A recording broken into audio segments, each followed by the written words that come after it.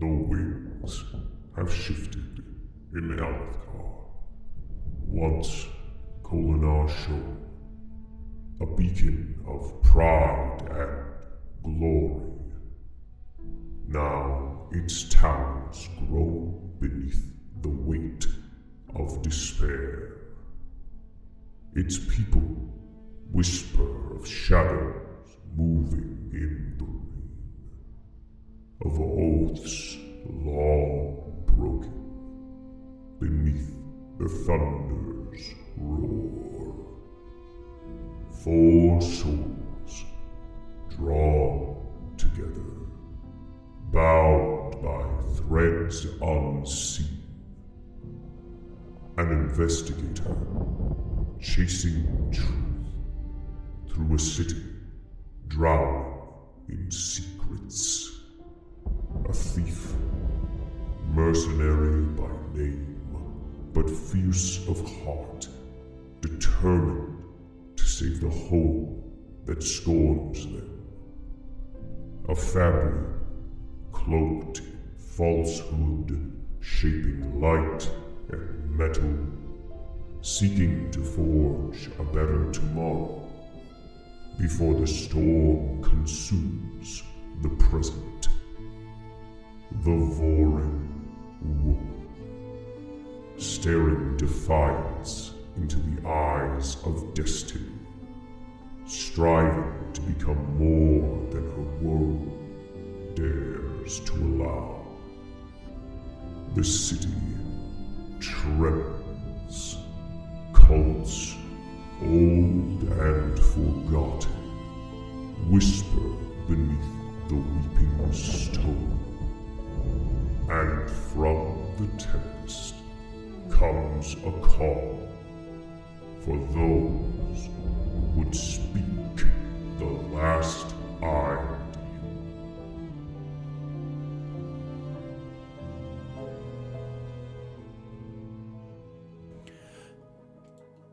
Hi, everyone. Welcome in to our first interlude for The Last Ideal, our Cosmere RPG story. As you can probably notice, we are sans one of our players this evening. The wonderful Craig of Inspiration is not going to be joining us this evening, but in lieu of having him present, we are going to look into the past. Each of our characters have a breadth of experiences, a collection of key moments in their lives that have shaped who they are in the current day.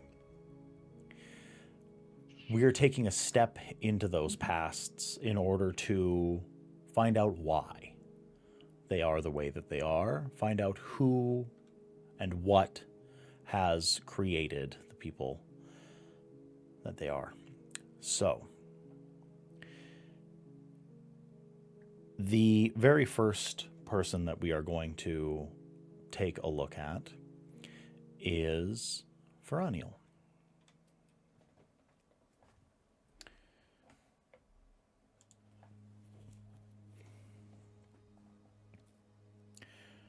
Feraniel, you are a few years younger, a few years less experienced, but you are still an individual serving within the military of Kholinar.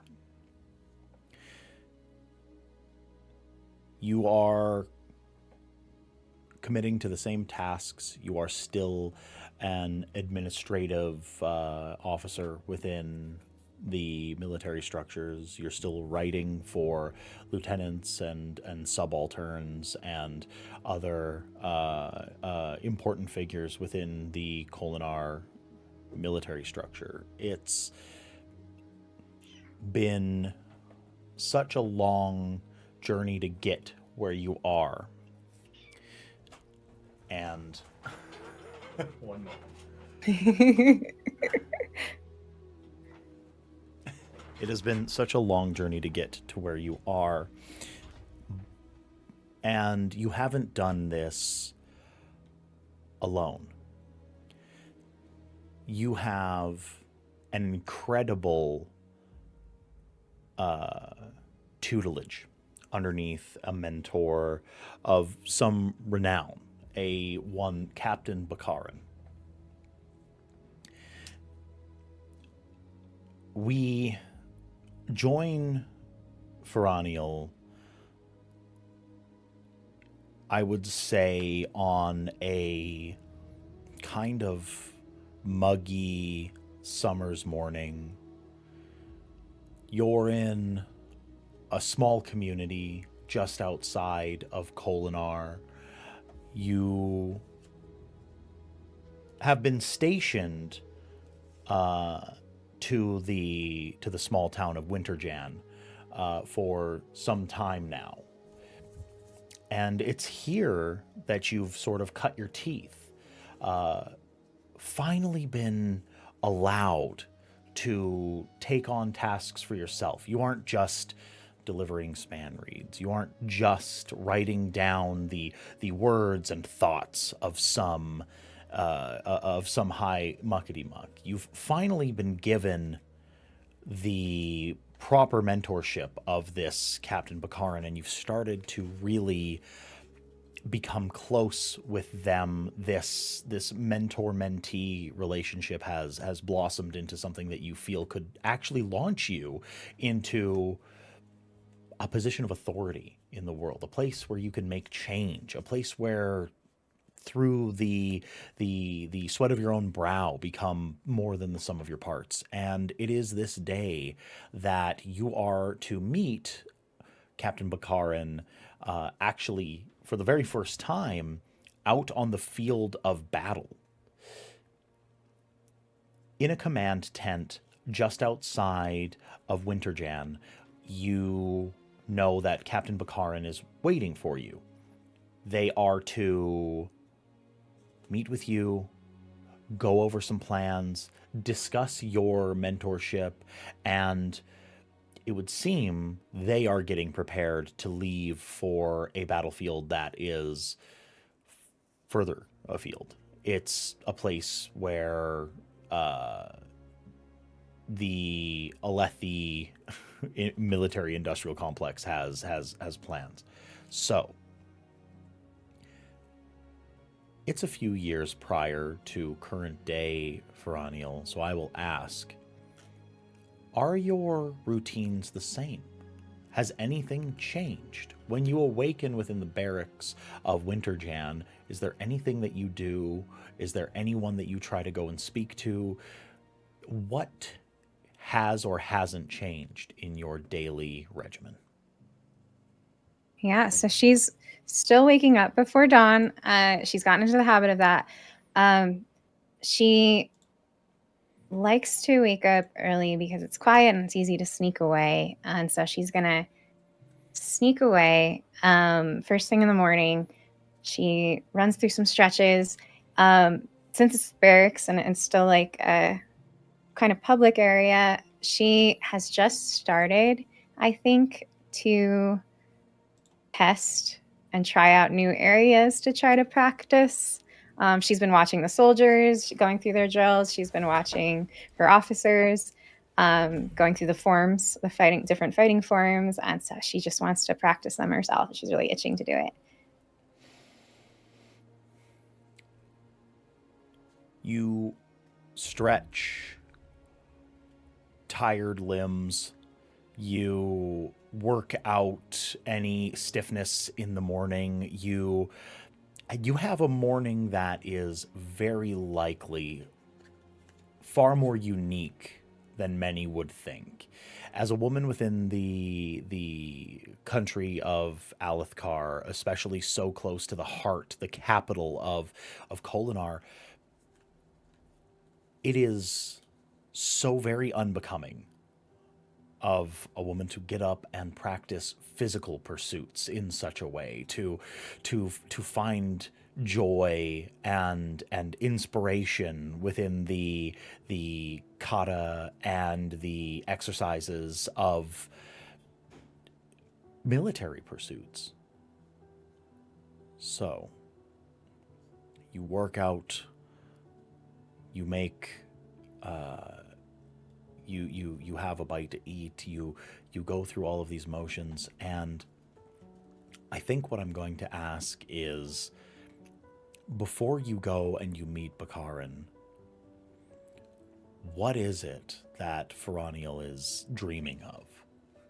What is your inspiration and what is her goal?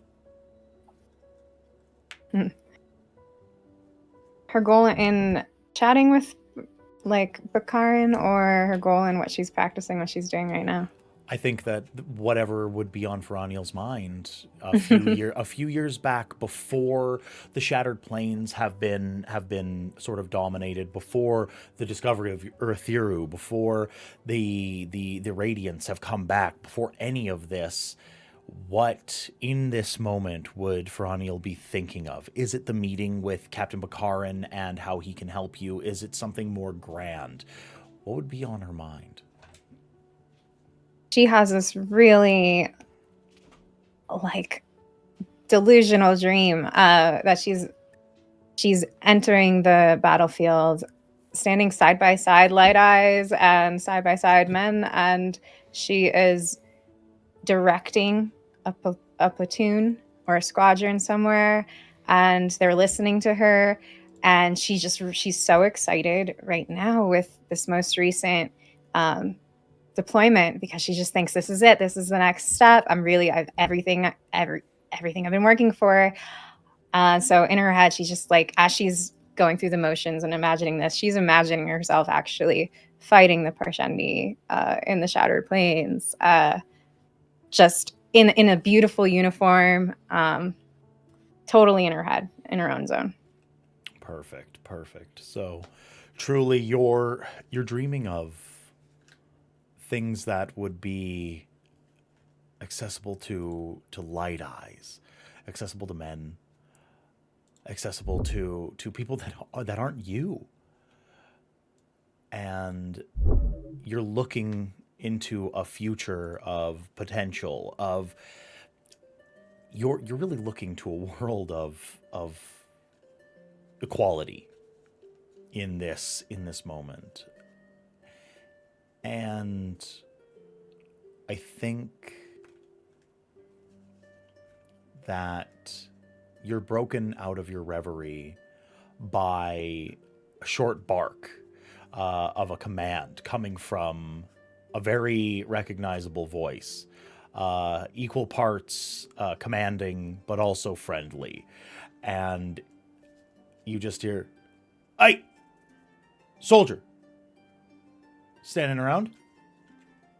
And you whip around and whirl to see Bakarin. He has come from the command tent to fetch you. Whether or not you were late or not, Probably am. you thought you weren't late. You thought you were going to be on time. Hell, you're probably not. But Bakarin is, he's a prompt man. He's definitely a prompt man, like to the T. If you're gonna be on time, then you're gonna be 15 minutes early. And you see him standing there with these very pale silver eyes, the lush head of hair that he has, even given his age. You see it's High Officer Non-Bakarin Paleth. He's square of shoulder, broad. He has the body and the demeanor of a high-ranking soldier and a man who's lived a life of regimen. And he asks you really quick, what does the Almighty value above all else? Fira's totally caught off guard. She's like, the devotion? No. Structure. The Almighty values structure above all else. A steady hand. A steady hand helps to maintain the order and keep what? Chaos at bay. At bay, yes. Yes. So, you ready for the day? Yes, sir. Sorry for my tardiness. I got carried away. Well, let's try to see that doesn't happen again. But we're going to make tracks. It's a special day. And Bakarin is a man that sort of expects certain things. There has forever and a day been an expectation for you to read his mind, as he has tried to drill into you that being able to predict the wants and the needs of those who are in a position of authority above you is tantamount to the most important quality that an administrator could have. So he turns on a heel and he starts marching away from the barracks in the direction of that command tent that you were supposed to meet him at. I'm gonna grab my pouch where I already had all my stuff ready in my pouch, so I had that at least good to go, and run to catch up with him. So you two walk in tandem. It seems as if he has left behind any sort of entourage. High Officer Bakarin usually would have a few attendees, some folks that would be able to, tend to whatever his needs would be at in the moment. People to write down his words, to do whatever. And it seems as if he has left those individuals behind. And you walk for about 15 minutes, and you've made this trot before out to the command tent, and it's probably about a 30-minute walk. And you stand on the side of a hill, and as he comes to a stop and the grasses that surround this hillock recede and pull back into their holes as he walks by, he looks down into the valley that is to be the place where the troops are to form up. And he says, "Sit with me for a little while." And he takes off a little bedroll blanket kind of situation off of the bottom of his rucksack, and he places it on the ground. Take a seat. Do we have the time, sir? I thought the military runs on my clock, Fira. That's how this works. Sure. All right. So he takes a seat, he crosses his legs, and he sits sort of tandem to you. Do you know why we are at war with the Parshendi? Do you understand?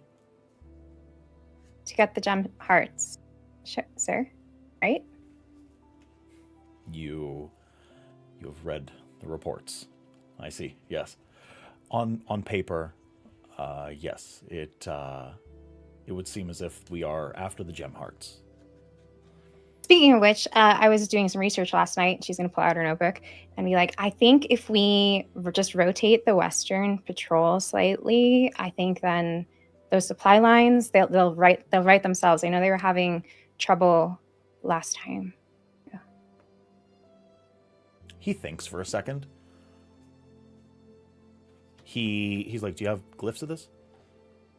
And map positions? Have you written these things down? I could. I have notes. I could, though. Make notes for me. I think that's actually Western. Let's rotate them slightly, and the supply leaves it clear for the supply line to come through. Okay. I was just reviewing the reports from last. You were reviewing the time.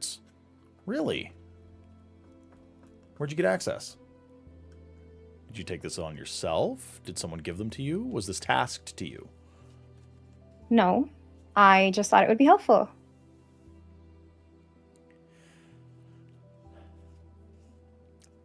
You're a very clever girl. I will take this into consideration, and we'll see. If it works, it works. I'll speak to my advisors. Thank you. But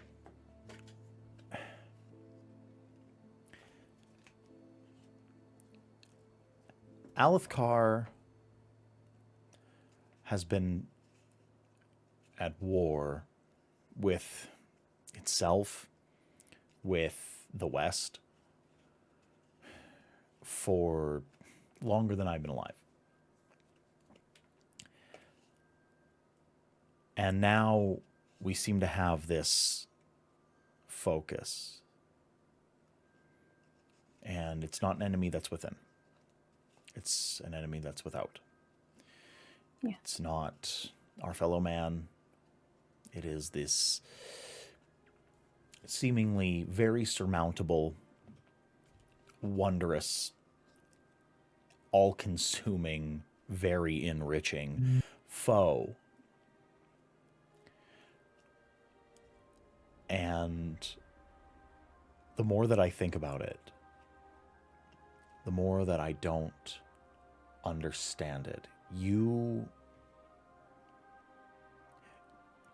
understand that the world is not shades of gray.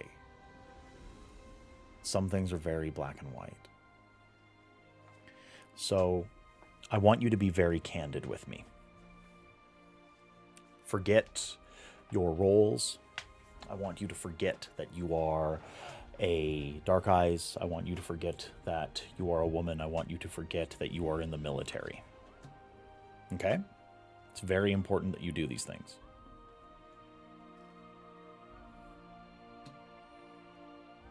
Okay. Do you think our war against the Parshendi is just?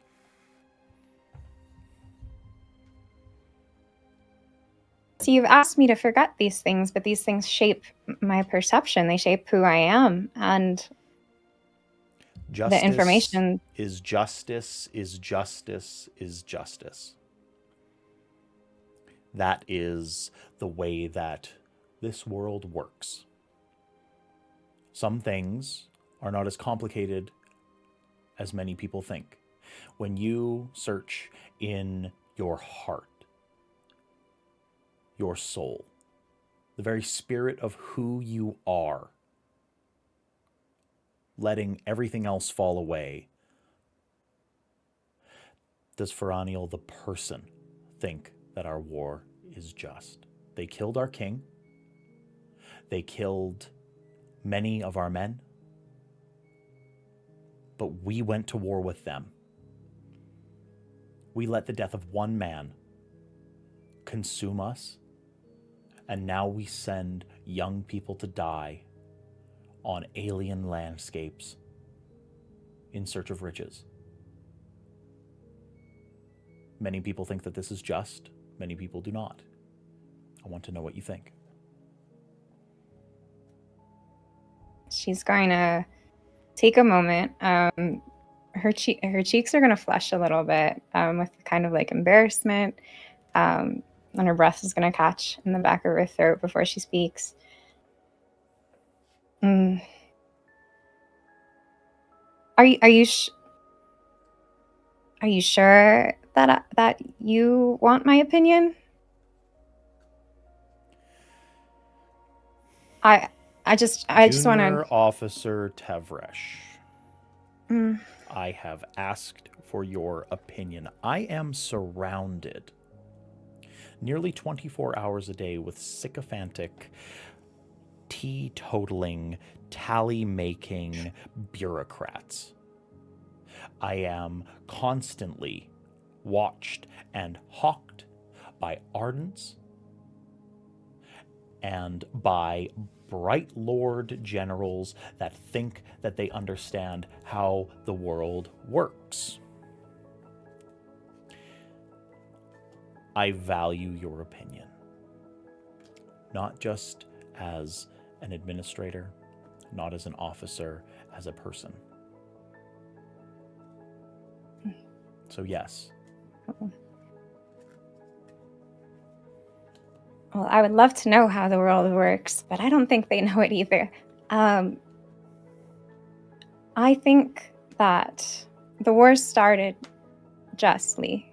I do think that retaliation was due for their actions.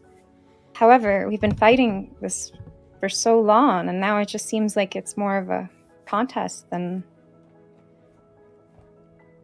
anything else. I think we've lost that justice there.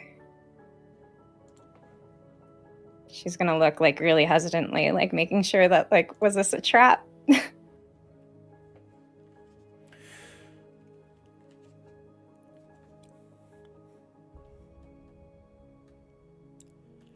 There should be repercussions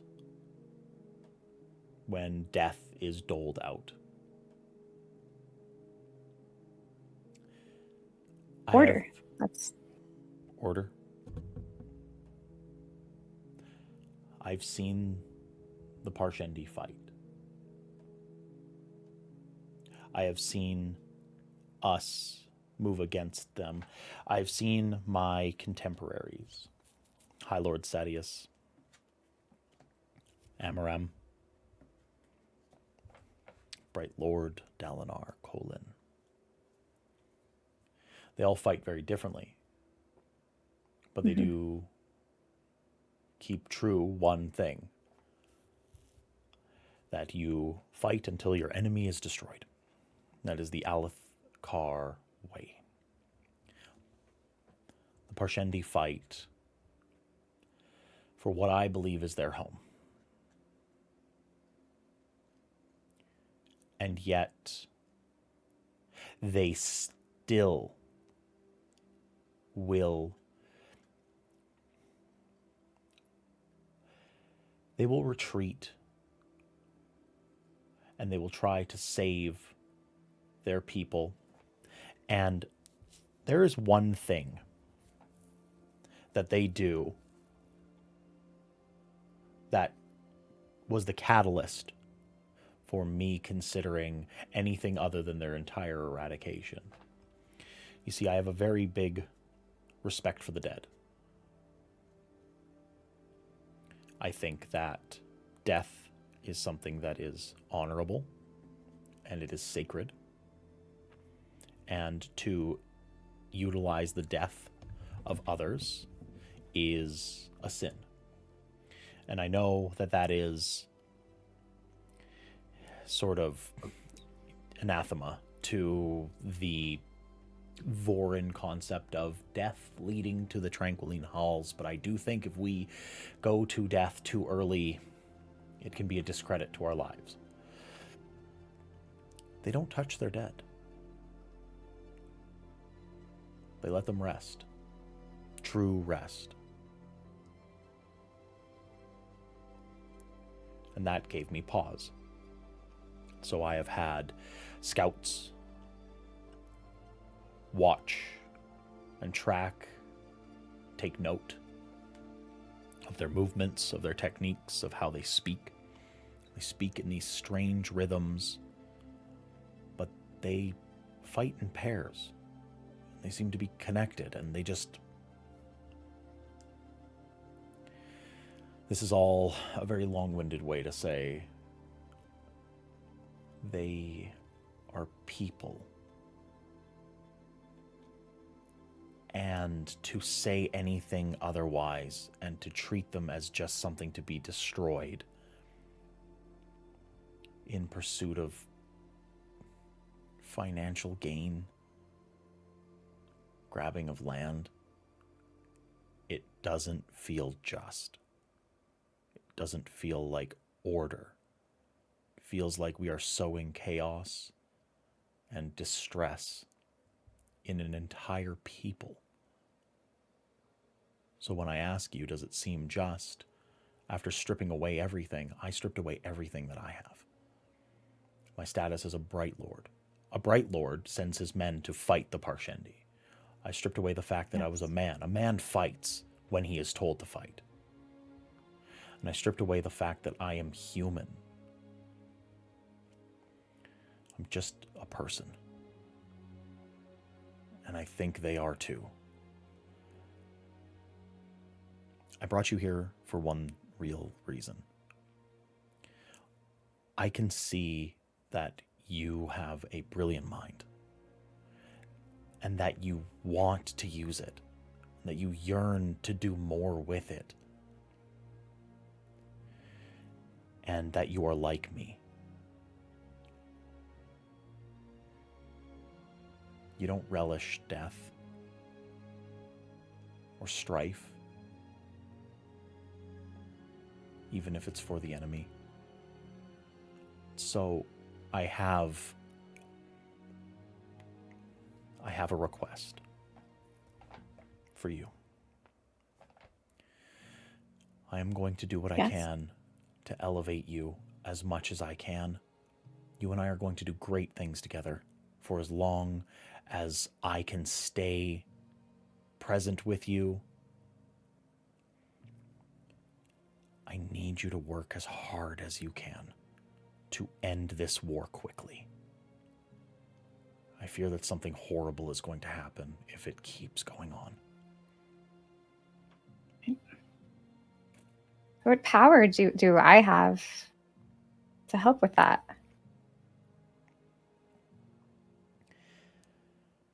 There are people in this world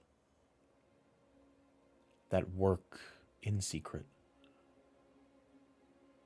I don't think that you will be showered with accolades, that you will be used as a figurehead, and that you will be recognized for what you do. You need to be heard. And it's moments like you saying that, oh, if you put men on the western side and you just move if you rotate their forces. I would like to know, if I move my forces and I rotate them just so to the western side, is that going to cause the least amount of death, or is it actually the most tactically sound thing to do? Because sometimes, and then he starts drawing something in the sand just aside, grass receding around his hand. You see, here, I would move them north. Because if I move them north, absolutely, I will be sending young men to their death. I will suffer casualties, but I am going to obliterate the enemy forces. My archers will take advantage of them. They will pincer them on both sides, and I will win the day knowing that it was a decisive victory that completely destroyed the opposition. If I move them to the west, and then he starts drawing, if I move them to the west... She's going to trace it, his drawing with her finger, like as she's calculating it in her head.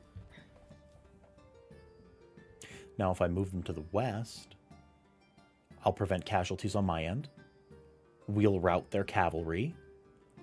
I'm sure that we'll win a decisive victory that day, but we aren't going to obliterate the enemy. I will not completely destroy their battalion. But it allows us to move another day, and it prevents the most death. Mm-hmm. That is why people like you need to be heard. Because before you spoke to me today, I was about to send 100 young men to their death.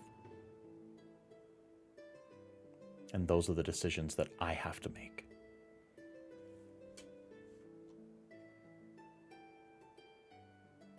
I don't envy you.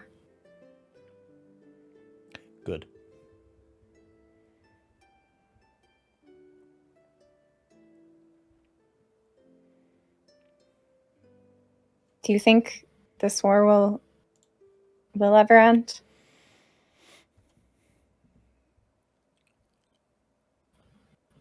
He looks lost in thought for a second. And it's like he wants to tell you something.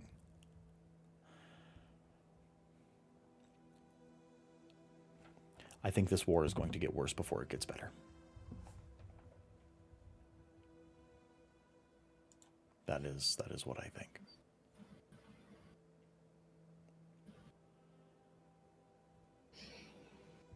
Then we'll have to do our best then to what you said, to try to influence saving lives. That's all we can do. Well, I think we've kept everybody waiting just long enough. I'm sure that they are spinning in their seats and drawing up plans to come and rescue me or whatever it is that they've decided to focus on in the moment. I think... And he stands up and offers a hand to help you up. I think that it's time that you finally have one of your plans enacted. I'm sending the men to the west today. And if this plan fails and young men die, you have to understand that it was your choice. And if you save lives, you have to consider the weight of needing to commit to this level of tactical expertise every time you bring an idea to the table. There's a lot that weighs on these choices.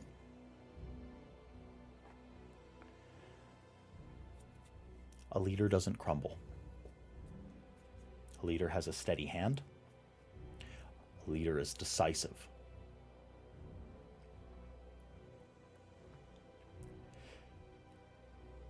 Have I ever told you about my favorite wartime general?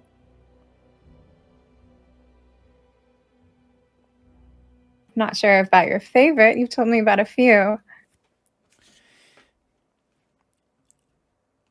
Let's walk. And then he gets up and then he starts walking, and he goes into a very long-winded story on the way to the command tent, very much detailing this wonderful general that always went against the cultural norms and always had a divisive word for the people that are in their circle. And then at the very end, he says, and that woman's name was Yasna Kolin. You'll never find any of her writings, and you will never find any trace of her actually influencing Elhokar. But I can tell you with absolute guarantee that she was, for many years, via Span Reed, a large reason why Gavilar was as successful as he was before he passed. So, and then you reach the command tent and you finally understand being late does suck. And there is a whirlwind of individuals that just circle around and around and around, and they're browbeating him, and they're making a huge deal of the fact that he was late and all of these different things. They're getting his opinion on stuff. They say that they were waiting for his order on troop movements. You hear him give out the command that you explicitly gave. And then you... it seems as if he's in quite a state. This is a very big faux pas, but they're rushing him. And you see something that you hadn't seen him go through before, which is they start stripping him down, and they reveal lines and scars, and his body is covered in all of these nicks and old wounds. It seems as if he's fought 100 battles and came out 100 times with, a horrifying injury or something worse. Large scar across the chest from a sword blade. There's a spear wound in his upper thigh. You notice that his back is covered in small cuts, and then all of his attendants start, as you're ushered out of the tent, all of his attendants start putting shard plate on him. And you see materializing in his hand a shard blade. A stark blue, wavy blade with the cross guard being composed of these dual crystal structures, one pink, a brilliant, almost fierce garnet, and the other side like a spinel, a far more adorned and cut, and a spiral gold striation going from the base of the hilt all the way to the very tip of this blade. Mist falling off of it, and then you are ushered out. And I'm going to ask, with all of this information and what you've seen, what is it that Ferraniel is thinking? She's thinking about the weight of responsibility that they were talking about, and how he's preparing right now, and how much faith and confidence he had in her throughout that conversation. And she's thinking about how her plan's going into action now, and what she's feeling really confident that she has made the right choice, but there's that voice in the back of her head that's like, is it correct? What if I end up sending men to their death? How will I handle that response? How will I handle that outcome? And then her mind's drifting to thinking about the Parshendi and how he said they're people protecting their home. And how she's like, I just don't know enough. I don't know. We've been told that these are dangerous enemies and they've killed our king. But where's the truth? Is that the full truth? And she's just questioning a little bit everything that she's been believing, because this person she respects so much has put that seed in her mind. There's a moment where, as you stand lost in thought, shocked by the sort of scandalous dressing down of your captain, the very intimate moment of philosophical connection. Can I please get I think it's an insight. I think we're going to go an insight roll. Yeah.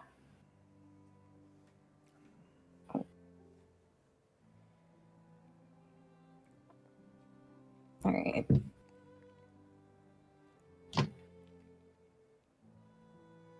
Demiplane is loading. Usually it is, yeah. All right. That is 18. 18? Mm. Usually an insight is done to look outward, to find meaning in someone's movements or words or their better actions over a longer period of time. And this particular instance, you look inward. You're looking for insight on truth, on justice, on morality, on what is good, what is evil. And you stand outside of this command tent. Grasses blowing in the wind, retracting, flowing outwards, the fragrant smell of rock buds flowering, and you see something very strange, something a little bit alien. You look up into this early morning sky, this sort of orange, purple sky, and you feel like you see a sliver of starlight, like a slash from a blade has cut an arm-length hole in the cosmos. And you have this window into the night sky, into this infinite abyss beyond, like there was just a grass blade of night above you. And it seems so out of place. You're trying to think if it's a hallucination, if you're tired, or something to that effect, but then it's gone in a flash. It sort of disappears in the same vein as the blink of an eye. You try to think of all the other times that you've seen something as spectacular or fantastical as something like this, but you can't ever think of seeing something as alien as that. But there's many different phenomena on Roshar. Strangeness on top of strangeness. High storms bleeding light into gems. Like, who's to say what is and isn't normal, especially these days? So we leave Feraniel there, looking into this sliver of starlight as it disappears, thinking about good and evil, truth and justice, right and wrong. Do you feel like that is an appropriate place to zoom out? Yeah, perfect. Okay. All right. We stepped just a few years into the past of Feraniel, just a short while, but we are now going to step a few years past that for our own Navali. Now, Navali, where would we find you as you are being attended by your former mentor? So if I may, Please, actually, this is set the scene. Set the scene. This is quite a few years ago. It is the kind of rocky, overgrown fields and mountains of Yakaved. And it is currently during the time after a high storm, so the weeping. It's raining outside, it's dark, and the camera pans in on a small, slight, maybe a little borderline too skinny figure in patchwork, hand-me-down clothing, standing before essentially a funeral pyre. And You see a very young girl, maybe 10, 11, holding a scarf, a green scarf, and crying. Though it's hard to tell because it's raining, and there are ardents all around this tall orphanage building that is run by the Ardentia in this town. And as the fire burns, her eyes look almost gold, and you see memories flashing by. An elderly man standing over her while she's at a desk, learning to read and write, reading books, playing outside. And in every flash of memory and vision, this elderly man is present. And then we're back to this funeral procession for Ardent Kishore.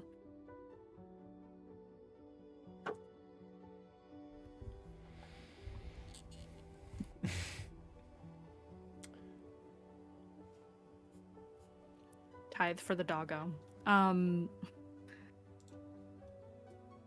And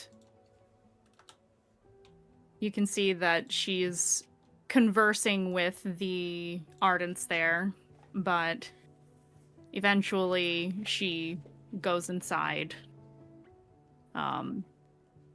standing outside until pretty much everybody's gone, until the last embers burn out. Goes inside, and Navali wakes up in the hideout in Kholinar. And it's maybe 4 years ago, and she doesn't have her scar yet.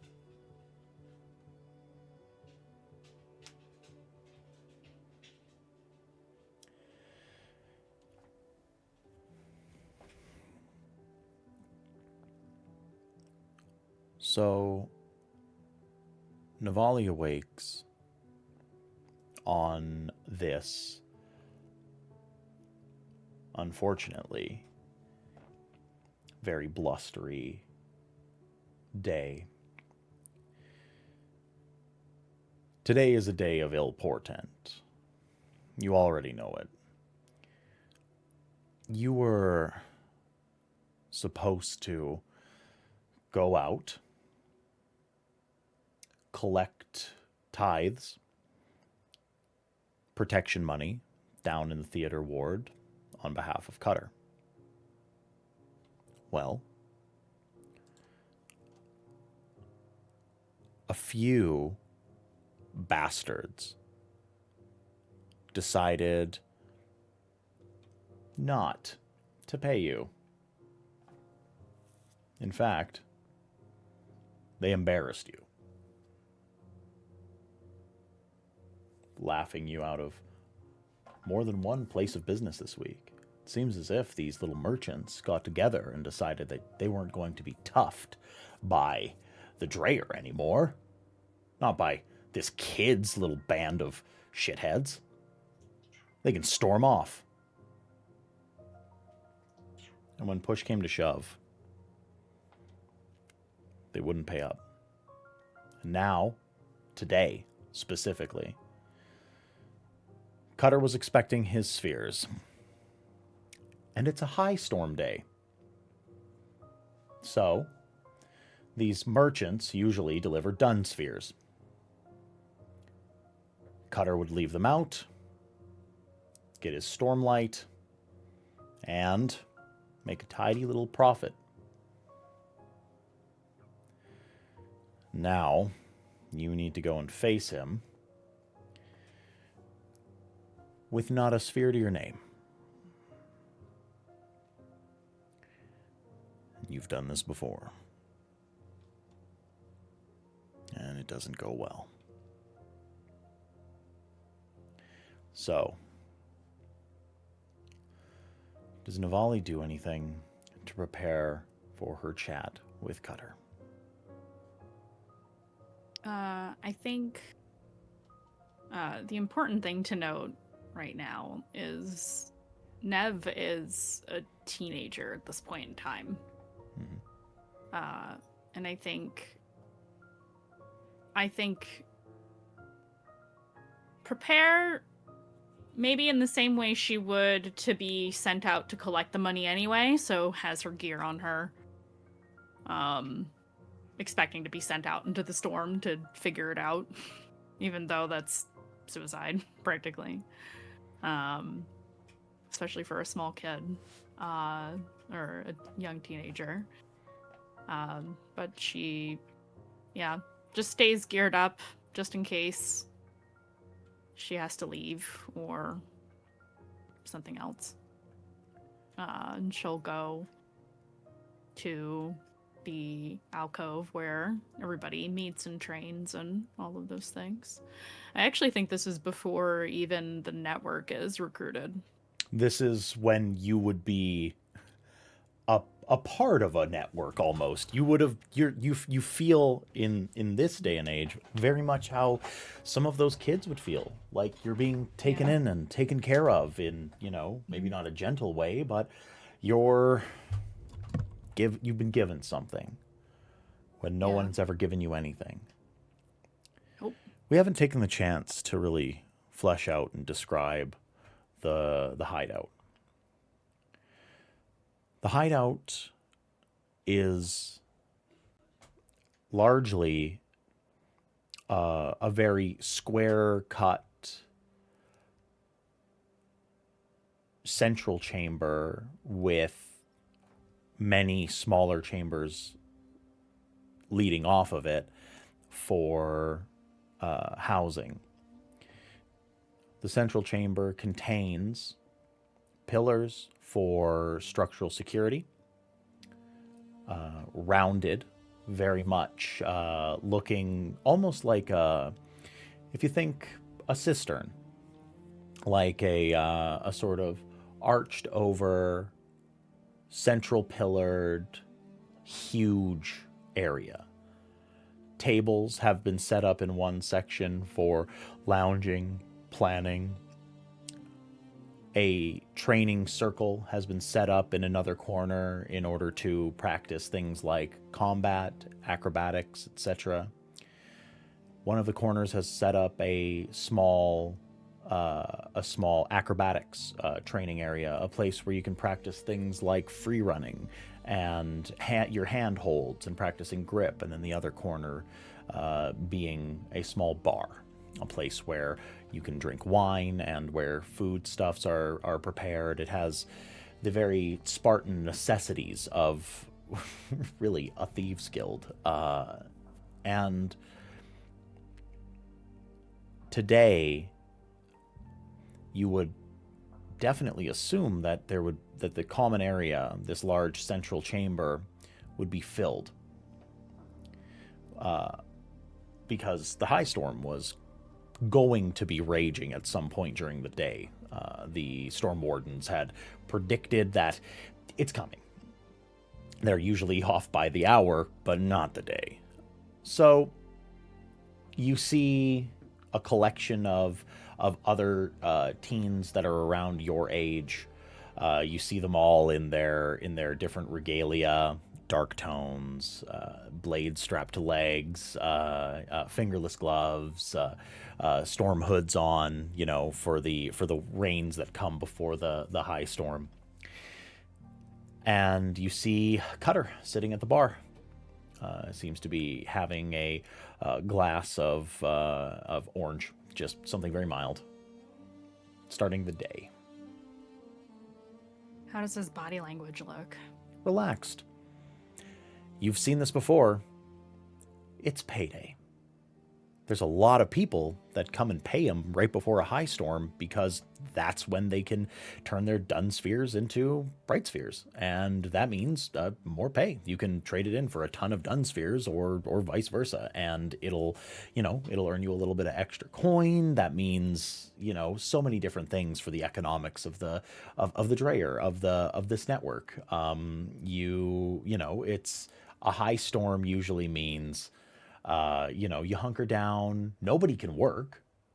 You get to count your earnings, plan for the next nights ahead, recharge spheres, and the guards aren't going to come and bother you on High Storm Day. That's not going to happen. It's chaos for many people up above, but for your little band, it's actually the most peaceful time because the hideout works as a storm shelter.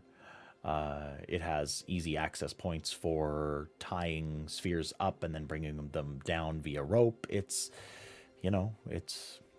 usually a good day. So Cutter is seemingly relaxed and in decent spirits. Knowing that there's really nowhere I can go to avoid him. Mm-hmm. I will also walk up to the bar. You walk up to the bar. One of the quote-unquote children, one of the teens, is sitting behind and is washing a collection of things, and they slide you a glass of yellow, just a nigh non-alcoholic hue of wine. And Cutter looks over to you. He pauses what he was doing, which was counting a glowing bag of spheres. Oh. Okay. Not all the spheres that were returned to him were done. It's a good payday. He looks to you. Well?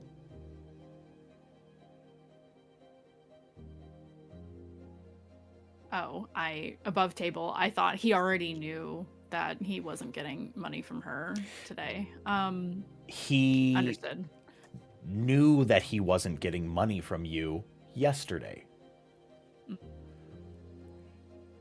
He hoped, it would seem, that you showed up with something. Well?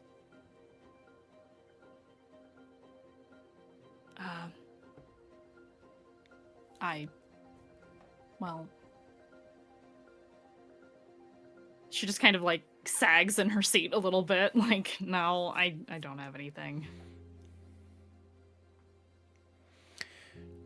His relaxed demeanor sharpens.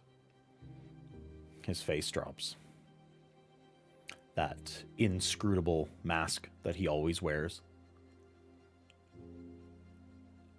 keeps his eyes mostly obfuscated, but it is enough that he looks to you and you see disappointment dripping off of him.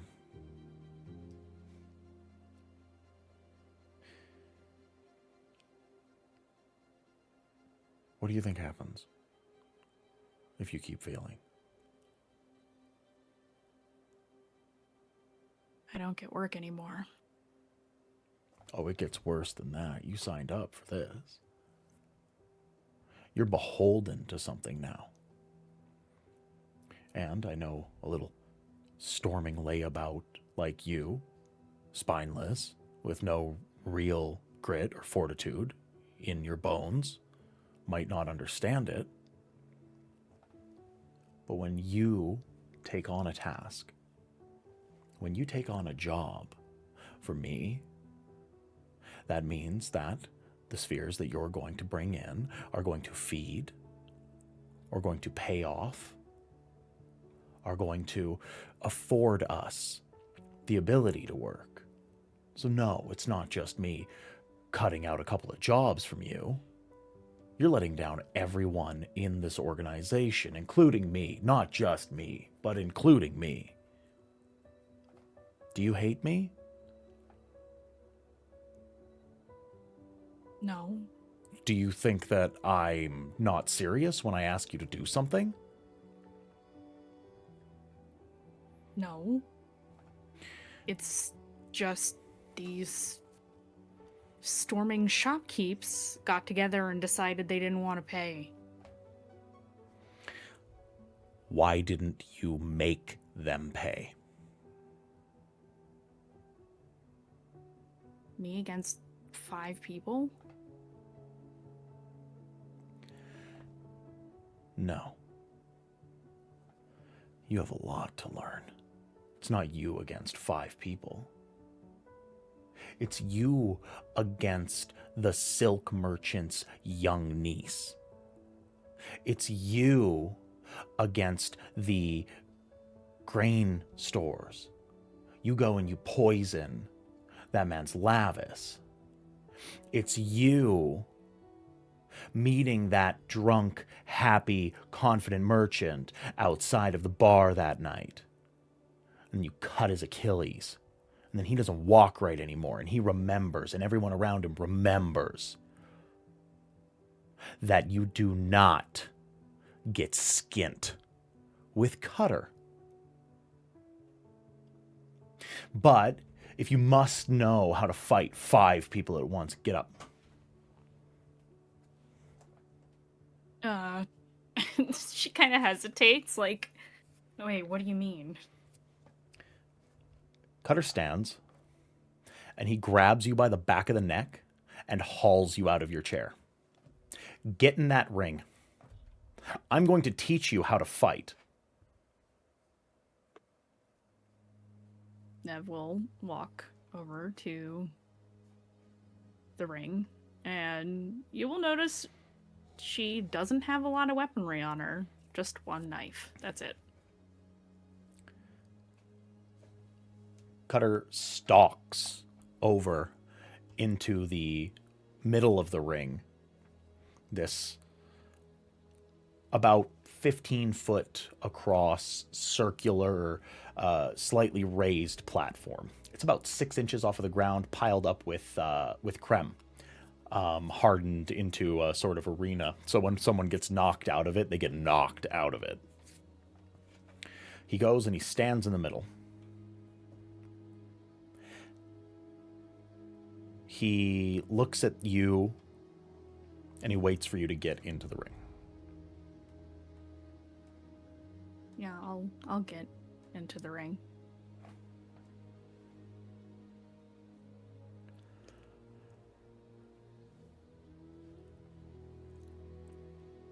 The thing that you need to remember when you're fighting multiple opponents is that they are going to think that you are unprepared for something like this. So, All right. you're going to be one of 5 people. Draw your knife. She will do so, but you can tell she doesn't want to. Stab me. What? Try to stab me.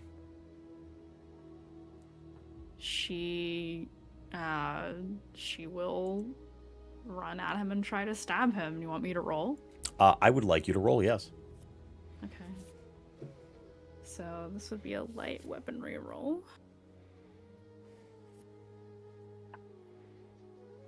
Wow, that's actually really good. 21 total. 21 total. Mm-hmm. Nev hits leather, then flesh. Cutter is going to use a reaction. Oh no. Cutter's reaction is to grab Nev's arm in one hand, take the knife that is in his flesh in the other,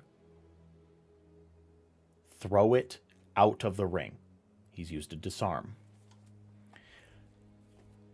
Cutter then kicks Nev.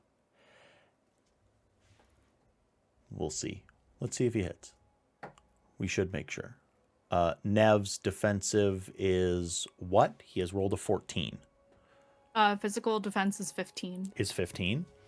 Mm-hmm. You feel the hit land, and you feel danger. He hasn't dealt any damage, but he hit you in the kidney. It doesn't feel good.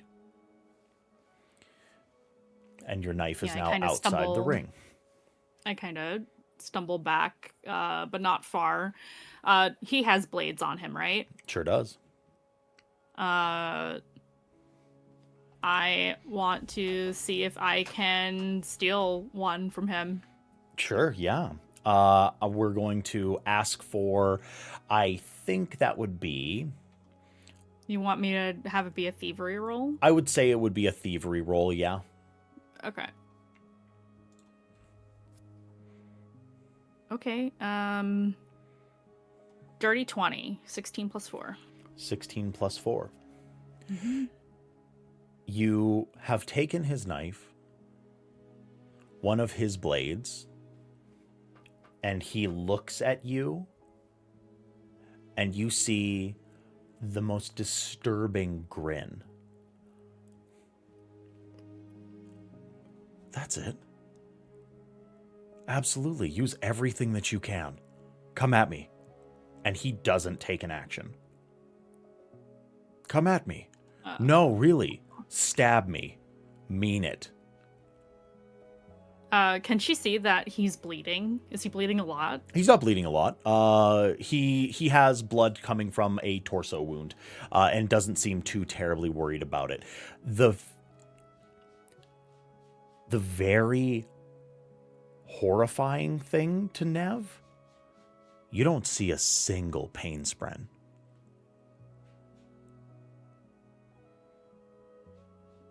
I think... Hold on, I want to roll for this. I want Sure. to roll to see. Yeah, I think Nev... she got the blade, but now it's like, now what? And she's staring at the wound she caused him because it probably has been few and far in between that she's ever hurt someone like that. You wait. And in a blur of motion, Cutter charges at Nev. He draws a blade, and he makes his attack. In a wild panic, can you describe how Nev gets out of the way of his strike? She, I think, kind of lost herself in reverie for a second because she was freaked out that she cut him. Up until now, she's only stolen and threatened people for money. She's never had to hurt anyone yet. And she, I think, like, startles and kind of, like, sidesteps him when he charges at her, and she realizes, okay, this is not over yet. And I'm gonna take a swipe at him Okay.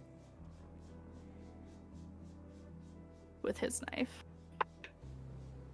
That's not gonna cut it. It's a total of 8. Total of 8. Your swing goes so very wild, and Cutter takes a simple, very lithe step backwards, and then immediately moves inward, and he is going to raise the stakes, and he is also going to use a planned, I can't remember exactly what it's called, but he's going to use a focus in order to give himself advantage on this attack. You see the joviality has drained out of his face. You see that the playful nature has gone away, and for the very first time in Nev's life, you feel killing intent. You feel the predatory nature of someone who outclasses you in martial combat. You see someone who is prepared and has killed before. And that is a 22. Yeah, that hits. Plus, it is not an opportunity, nor is it a complication, but he does actually get that up to 25. Nev, you take a savage cut to the face. Ragged, tearing into delicate flesh, pain spren bubbling up out of the floor, these small grasping hands, seemingly looking for succor, and you feel the heat of blood drawing down off of your face. And he is going to take a second action. He strikes again with a natural 20. Oof. This is not a strike that would be something to disable. This is not a strike that would be to end a fight. With a fully cocked backhand, a closed fist strikes against Nev's other cheek, bruising flesh and potentially cracking jawbone or cheekbone. You don't know yet. More pain spren bubble. And then you see the spren that are around Cutter. They are anger spren.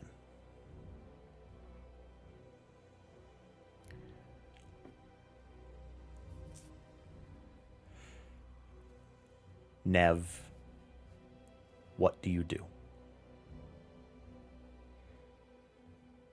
I think holding her face, fighting for consciousness because he hit her pretty hard. I think, you know how like when you're starting to pass out and you get like the black little dots on the edges of your vision. Mm-hmm. She gets that. She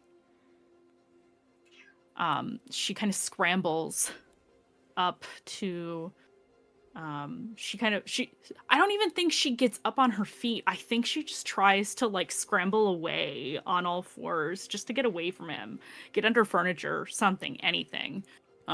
She's retreating. Cutter pounces on Nev. At this point, a collection of the other individuals that are in the network, the current iteration of the network, have started to look and watch. Cutter pounces on you. He straddles, his weight completely atop you.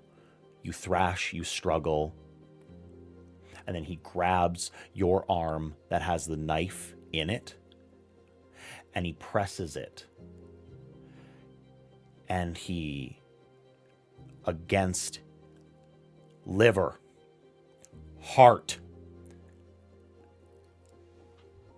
vertebrae, throat, and he starts pressing the knife with this vice-like grip on your wrist against all of these vital points on his body.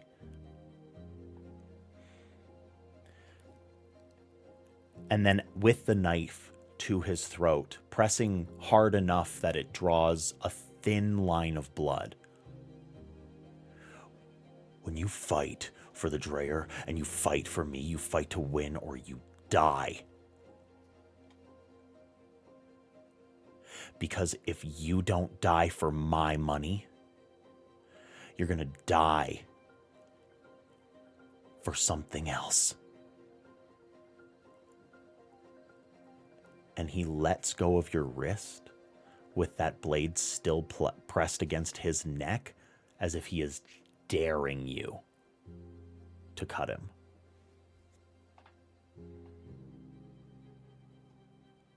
He doesn't.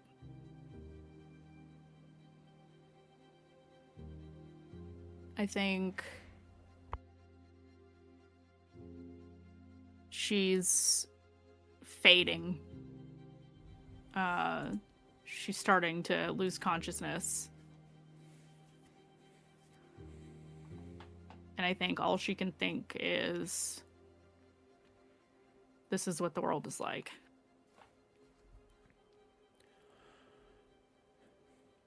You feel Cutter's weight come off of you. And then as you fade into unconsciousness, you see him turn to one of the other kids, throw a rag, and say, clean them up.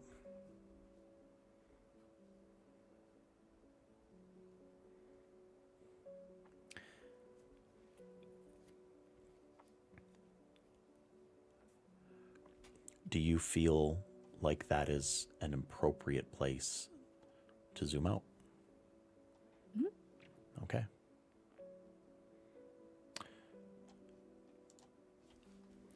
Folks, it's about time for our human break. We're going to take a quick 10 minutes. Compose yourselves. I know that was a little heavy. And then when we come back, we are going to take a peek. It's going to be very light. It's going to be very light and very easy. Light, it's an easy watch. It is Berdalar and his loving family at Six Flags. Everybody, that's what this one is. And Berdalar gets a free churro because he's just a happy fella, and the kiosk liked his vibes. We'll be back in 10 minutes. We will. Let me give my spiel really quick. Tell your mom, tell your dad, tell your sister, brother, tell your local produce manager, tell your mail delivery clerk, tell your dog that I love them. We'll see you in 10 minutes. Don't go anywhere. Spread the word. We will see you super soon. Hi, everybody. We are back. Did you tell your dog that we love them? Did you? I sure hope so, because I do. So, we left off Nev in that rather tragic little flashback, a window into exactly why they react to the people and the circumstances of the world that they are presented with. And we're now going to zoom in on our good detective, Berdalar. So, Bear, I guess the real question is, exactly what is it that you feel as your perceptions fade away? What is it that triggers this sort of trance state? What is the body sense? What is the sort of spiritual pull? What is the circumstances surrounding this shifting of perception? Well, I think this one is it's as simple as lying in bed and thinking about the day's events, thinking about how I could have maybe been nicer to that older gentleman who walked in front of me in the middle of the road. Could have been, thinking about the pretty girl who waved at me when I stopped in to pick up some silks for my mom. And yeah, laying in bed and just kind of that moment in between where you're not sure if it's the running thoughts or the start of a dream. And I think that's kind of the moment where everything slides into something else, something more vivid and more immediate than just a memory.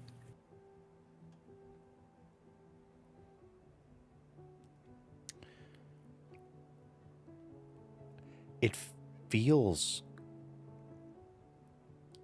kind of like walking through a street on the most foggy of mornings. Like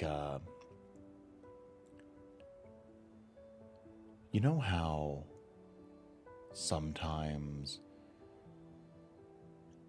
the world outside is so full of moisture and the fog from the morning has pushed in on all of the buildings, but it's nice and dry and warm inside. But you need to leave the house. You open a door, and the mists don't really dare push inside. It's almost like they're waiting for you to walk out into them.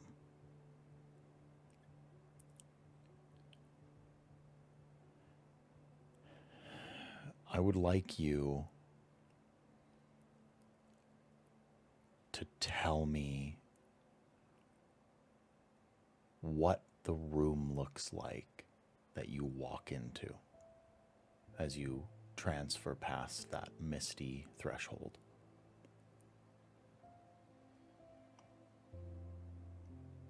Well, I'm inside some kind of run-down shop, somewhere not pleasant, a little dingy, a lot of crumbs caked on the walls.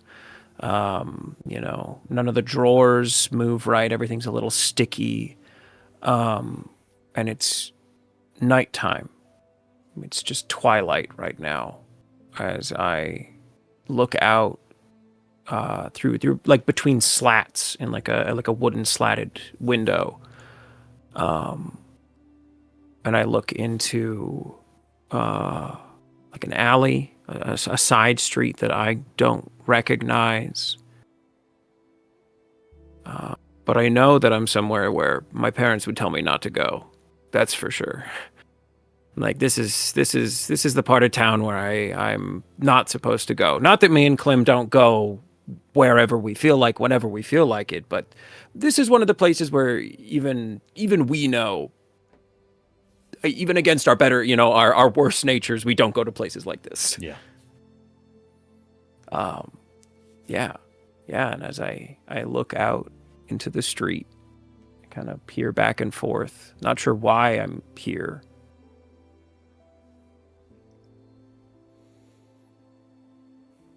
You feel drawn, like someone has pulled you here for a purpose. There's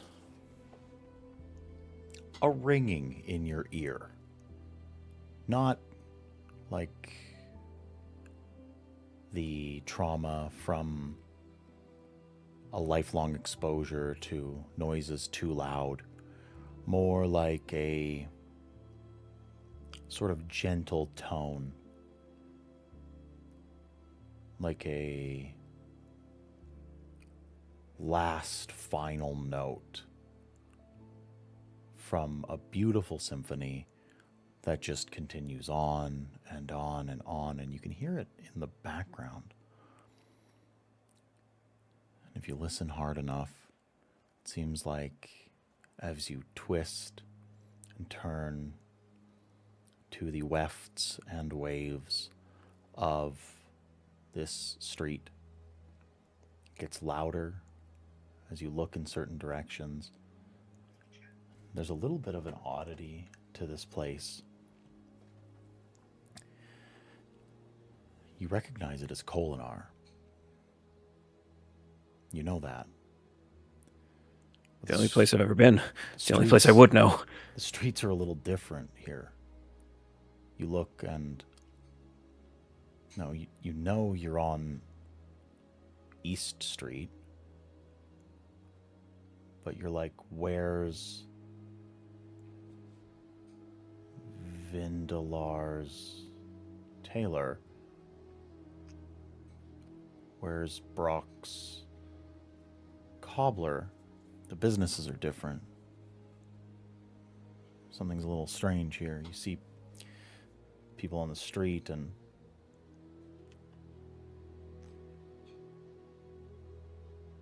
that wasn't supposed to be closed.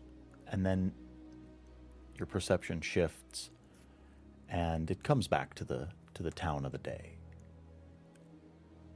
but you know that it's the 4th day of the week, and Brock's cobbler, it should be Brock working. His wife doesn't work on the 4th day of the week. She goes and picks up the leather that day. But you see her standing there. There's just a bunch of odd little bits. You are a man of deduction. You're a man of routine, of pattern recognition. And it is taking everything in you not to feel like you've been dropped into a timeline that's just adjacent to the one that you are supposed to be in. But here you are. So, as you listen to these tones, where do you go?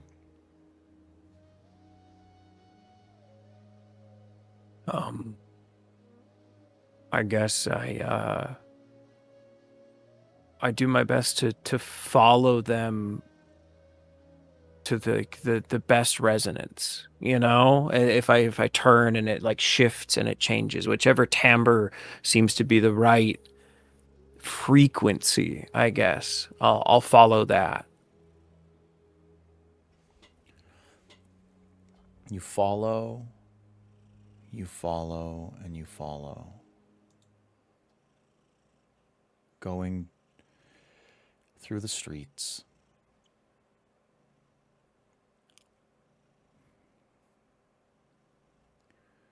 Now, we in the present, we all know what happened to Bertalar.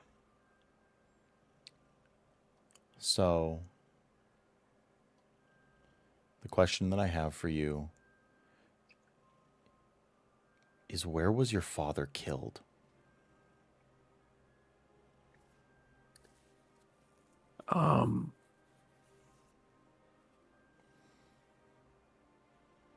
There was he was only a few crossroads away from what business is that? From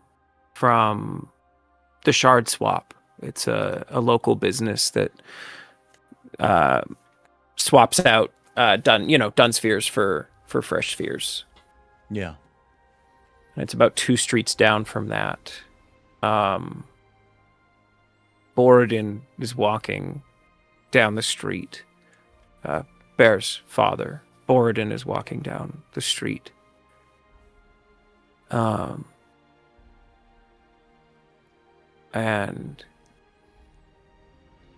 I think right now, in this moment, Bear sees him. And it's really, really strange because he shouldn't be here now. I think he goes to talk to him. But yeah, so they're in kind of like again, it's more of the what part of town is this? Can never remember the parts of Kholinar. So bad at maps. The different districts, yeah. Sadie Street. Sadie Street, yeah. This sphere exchange is sort of known to be a little bit more rough and tumble. You know, there's been rumors that sort of surround that the spheres that are given back are, always quality, but they'll take and flog fakes, And your father has been coming here for some time because they give him the best exchange on duns. And you feel anxiety. You see a few fear spren bubble up around your father's feet, as if he's worried about something. Just a few, though. Not enough to, somebody could get spooked and a couple of fear spren pop up, but you go to talk to him. You want to say something. It's your dad. And he just keeps walking. He ignores what you say, and he walks into that exchange.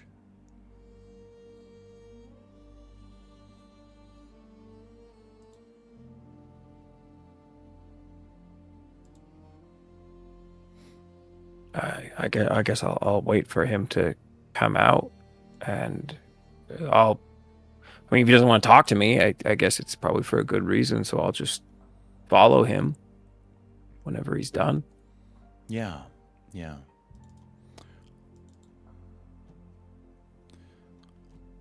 So you wait, and you wait, and you wait.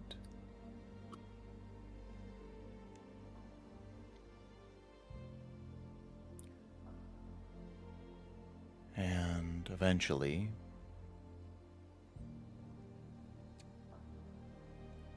he walks out.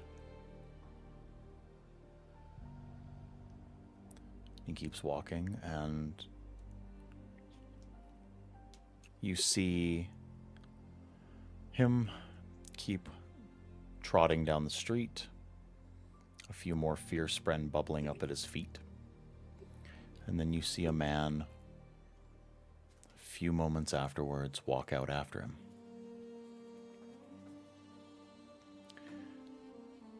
You follow him, correct? Yeah.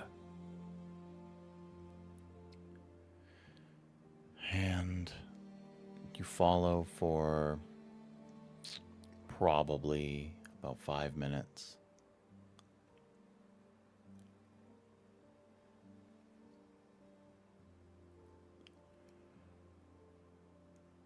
And then you notice that it's been about 5 minutes in your perception, but then it's night. And it doesn't feel right. You see your father. And he's looking about nervously. He's holding a sack tight to his chest.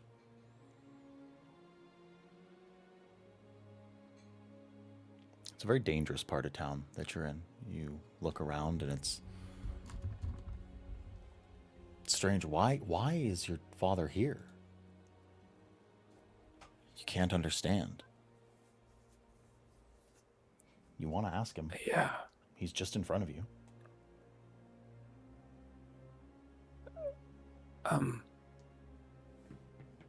Dad?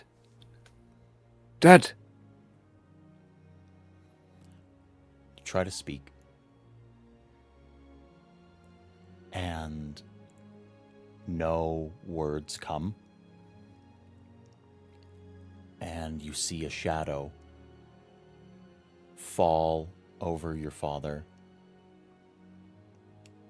And pale moonlight casts a silhouette on a figure all in black standing up on a rooftop just above.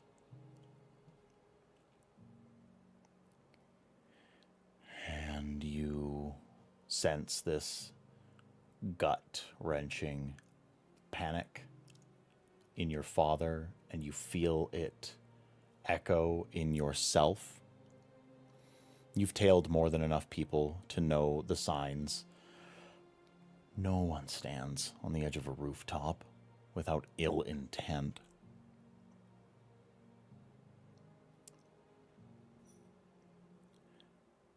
You move a little closer, and then you see this shadowed figure fall through the air and land with a thump on top of your father.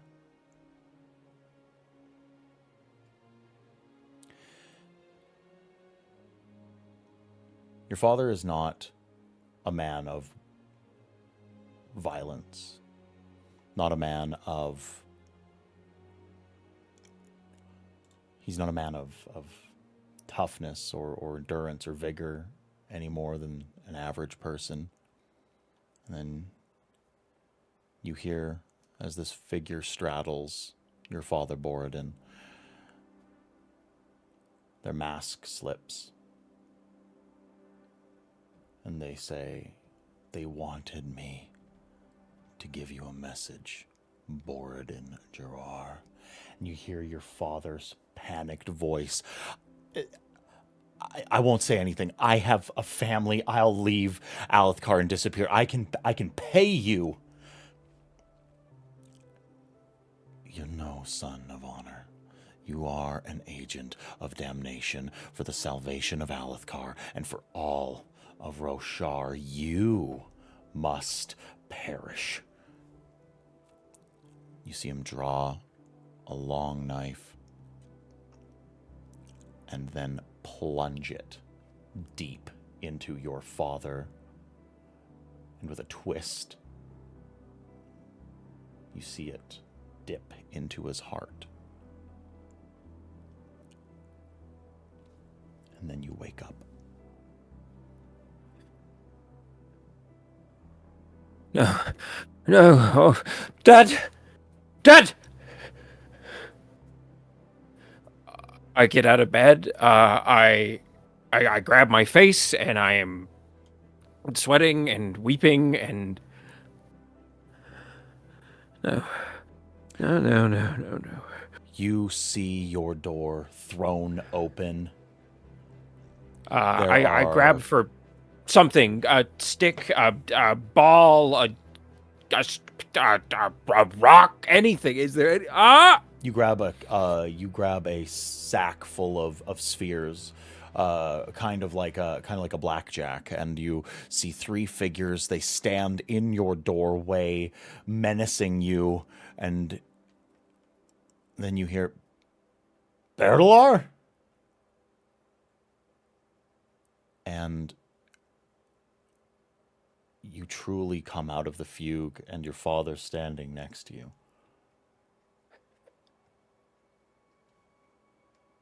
Dad,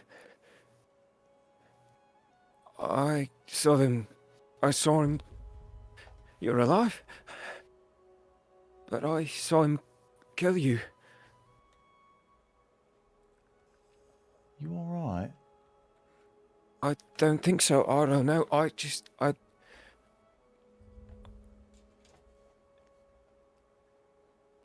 Was you drinking again? No, I wasn't drinking. Not at all. Oh. Put the spheres down, son. You're all right. You're all right. Okay. Oh, you're fine. Come on now. Okay. Is it a bad dream? I don't know. It felt more than a dream. Yeah? I saw him kill you. You saw who kill me? I don't know. Oh, He was... nobody can kill your dad. Come on. Biggest, toughest there ever was. No, you're not. Wait. Did you piss the bed? No, I didn't. It's all sweat. I just sweated it. I was freaking out. I don't know. I thought you were dead. What if I pissed the bed? Who cares? I didn't, but if I did, it'd be fine. Yeah, you're probably right. All right. Listen. It's gonna be all right. It's just, you're fine. You're safe. I'm safe. You had a bad dream. That's all it was. Eh? Are you sure? You screaming bloody murder. You woke up your mum. Yeah. Sorry. Yeah. Mum. My Bologna's pissed. Miala. It's not... You're all right, boy. You're all right. I'm always going to be here for you. When you wake up, Okay. when you go to bed, when you come home drunk, when you bring home somebody you shouldn't, when you eat too much cheese, I'm here. You can be all right. Okay. Okay. Did you eat some bad chul meat? No. No, I'm all right. Because I've had some bad dreams off of chore meat. I'll tell you that much right now. I think a Kremlin got in a pot and I got stewed up with it. And then I crunched down on something. I think it was a Kremlin. Maybe right sick. That's not good. No, it's not good. No, you won't get up. Maybe, have a cup of something hot and relax for a second. Yeah, it's a good idea. Your mum's making pancakes. Oh, good. Okay. Yeah. Can I roll an insight on Borodin? Yeah, absolutely you can.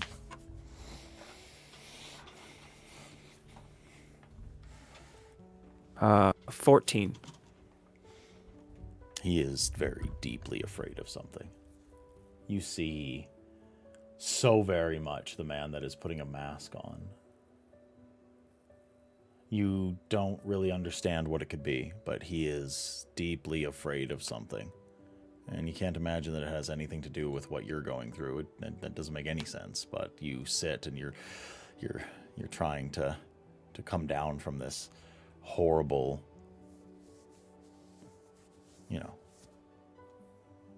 dream, but I mean, I guess I'll sit and have something warm and wait for things to calm down a little bit. But then I'm going to look at him, and I mean, Bertilar is not exactly, I mean, he knows people, and more than people, he knows his dad. And so I think he's just going to look at him and say, Father, what are you afraid of? nothing. What you nothing, son? I'm not afraid of nothing. You ain't got to be worrying about me. You got work to do today. You're sitting here. You're projecting your worries from that dream onto me, and you've got work to do today. Don't you have something going on with Klim? Yeah, no, we got a job. It's a good one too. I'm looking at making like a whole 10 spheres today. So if things go right, if they don't go right, I'm gonna make nothing. But that's the job. All right. Well, if you don't get out that door real quick, like, then you ain't gonna be back in time for supper. And then you know that your sister's going to be pissed and she's going to be worrying, and you're going to be the storming scapegoat for the food getting cold because you know they ain't going to eat without you. So you worry about you, I'll worry about me, and we'll just, we're going to let what comes come. I ain't afraid of nothing. You ain't got to worry about me. Okay. All right? Okay. All right. He claps you on the shoulder, and he looks you in the eyes. And you see these deep, light, swirling pools that are your father's eyes. And he says, hey, I love you. Bad dreams, good jobs, bad jobs. I'm always going to be here. You ain't going to worry about me. You worry about you. Okay. All right. And from grabbing him on the shoulder, Bertilar, he might be half Alethi, but he's also half Herdazian, and he pulls his dad into a huge hug. And Bear is taller than Borodin, but a lot lankier than him. And so he just like wraps his long arms around his dad and hugs him tight. He goes, "Okay, I love you too. Anyways, I got stuff to do, so whatever. Bye."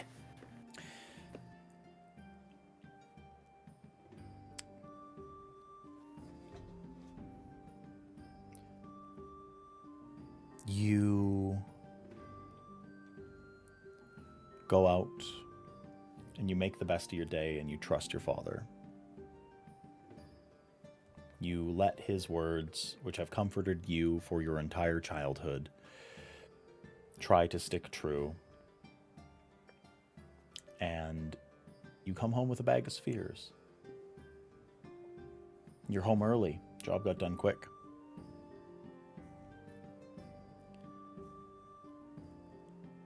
Your father does not come home that night.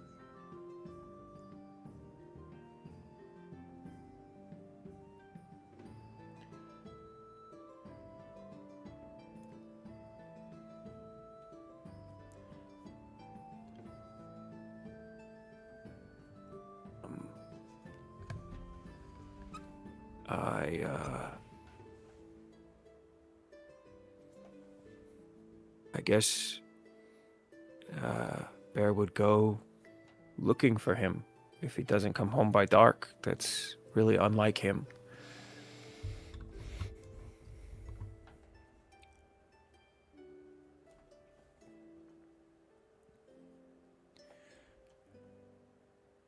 The next few weeks are actual torture for you.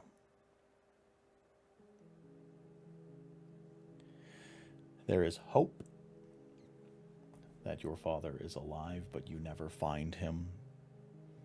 There is that ever-echoing phrase that he was a creature of damnation, which were some of the final words before he died. You look for his body, you look for hope of where he could be. You look for the Sons of Honor, you look to the Sphere Exchange. It was the last place he was seen. And it's been weeks. And then those weeks vanish into months. You are sitting at home in the early morning light.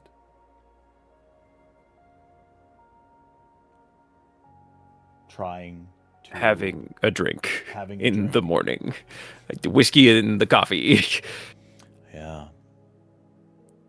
You're drowning a little bit of your sorrows in this moment when you hear a distinct knock upon the door.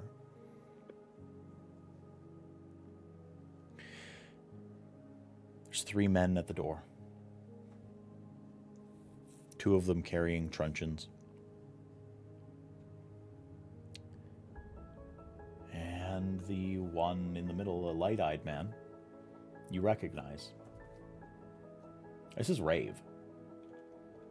Rave is one of the richest and most dangerous men in Alethkar.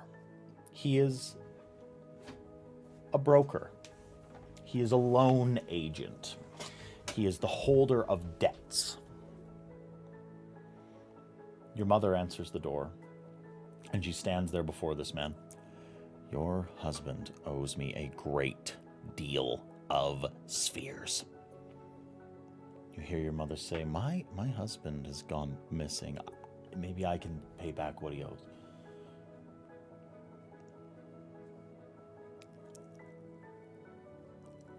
I'm sorry to hear that. Wait, no, I'm not. Your husband borrowed 100 bromes from me the night that he disappeared. Bologna says, 100 emerald bromes? That's insane. Why? I can't repay that. What do you mean? No, no. You owe me 150 emerald bromes. Interest. It's not my fault that your husband didn't tell anyone else about his debts, but they were his debts, and now they're your debts, your family's debts. I'm not a monster. I'm not. You can pay back in installments. And then he sort of waits for an answer. Yeah. Bear's gonna stand, walk, and gently, like very gently, push his mom out of the way. I'll take on my family's debts, Rafe. Just leave them out of this. Oh, you're the one. you're that kid that tries to act like an Asish bureaucratic constable. You're that guy, right? I thought that Borodin looked Familiar. Yeah, you know what? You know what? Perhaps you and I can work something out. How about you be my hound? How about you be my little axe hound? And I'll send you out every so often, and you can help pay off this little debt. It should only be a few years.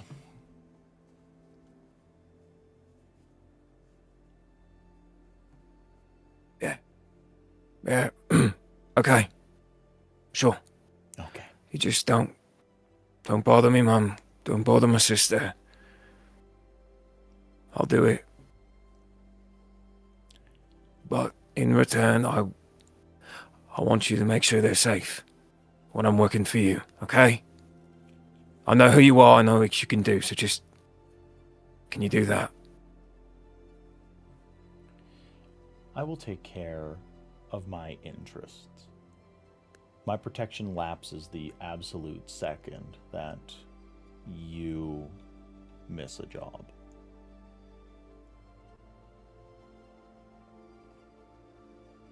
All right. Perfect. I have a new employee. I will get paid back, and perhaps under my wing you can make something of yourself in this city instead of being, well, he just gestures broadly to the building. This. Ill-befitting of a light eyes to be skulking around city streets, don't you think?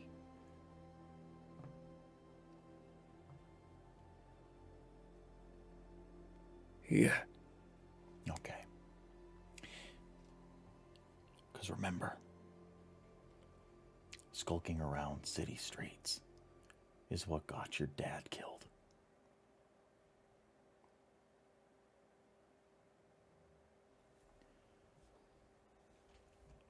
Mrs. Juror, and he gives a little nod to your mother.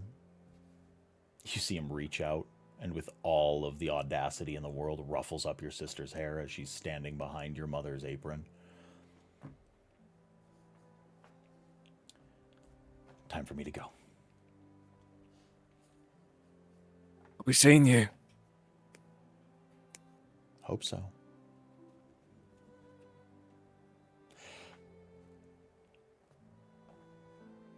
Folks, I think that's a good place to zoom out from Berdalar.